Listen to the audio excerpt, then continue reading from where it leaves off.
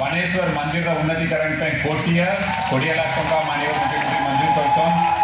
आपनकर बहुत बड़ा दाबी थिला बोनाई सब डिविजनल हॉस्पिटल रे डायलिसिस सेंटर करबा पे सेटा माननीय मुख्यमंत्री अनुमोदन करछन और कोटिया 81 लाख टंका मंजूर करछन से काम पे।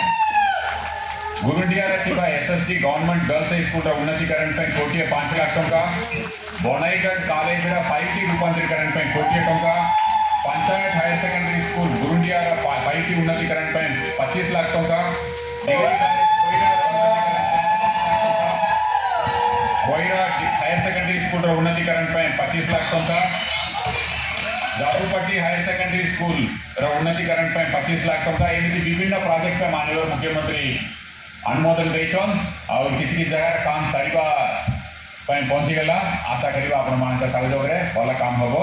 एबे मु अनुरोध करबी माननीय मंत्री तांकर अभिभाषण रखिबा।